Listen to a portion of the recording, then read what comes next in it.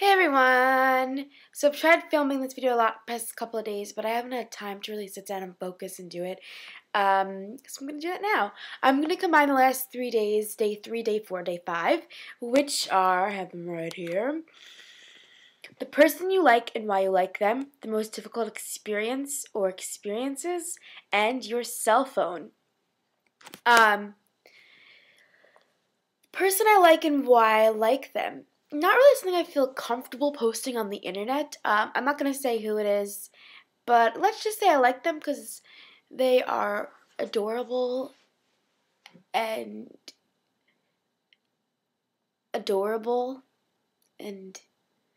yeah, I don't know.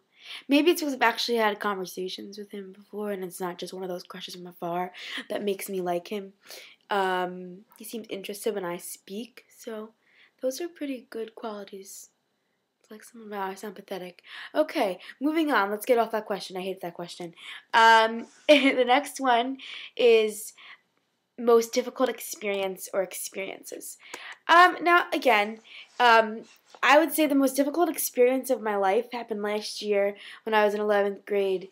I experienced a medical issue that was kind of freaky, trippy in my perspective. It was scary, actually. I've never been so scared in my life. I didn't have cancer or anything like that, but oh, what the hell to say it? I got my period for a very prolonged amount of time, and by prolonged amount of time, I mean from March 2010 to July 2010. So I had it for a very long time, and I went to the doctor many times, and they couldn't explain what it was. They had thought I had, like a, what's it called? It's not a tumor, but like a benign, like a benign lump in my uterus. I had no idea what it was really. But whatever it was had caused me to get my period for a really long time. So and I mean, I hadn't realized that was the cause because I always had like a regular thing happening with me, and it was bad. I would literally come home and sleep just for hours. I would come home at 2 o'clock in the afternoon, and I would sleep right until 9 o'clock at night and not do any of my homework. I'd wake up, like literally eat, and just go back to bed. And it was starting to freak my mom out. So she, like, one night, it got so bad that she, like, called the emergency room, and she was like, what do I do? And I had to, like, take some medicine. It was not fun. But, like, one time I actually, like, went to school without my backpack. Like, I just woke up in a daze and just didn't go to school with my backpack. And I had, like, a major assignment due that day for my English class. And I was in an AP class last year, and it was, like, if we didn't hand it in on that day, like if we had forgot to bring it to school or something, we would get a 0 on it. And I remember going to my teacher, like, freaking out before school started, saying, I can't believe I forgot my backpack. Like, I don't know what happened. I don't have my paper. And luckily, he was nice enough to, he realized that I was kind of freaked out. But that was definitely a hard time in my life. Now everything's fine. But like all throughout AP exams and testing for regents and stuff, I was just a mess. I was so tired, and it made me like so weak, and I couldn't concentrate or focus or really put effort into anything, and it was because of that. So that I got too much information for you going. Now I'm gonna put a label on this video so you can all see that. Sorry I'm not like really hyper today. I woke up at 7:30 in the morning to work on my research paper, which was due last week, but the past 2 weekends before this weekend that we're in right now, I had been away. Not really away. I was like at a training by where I live.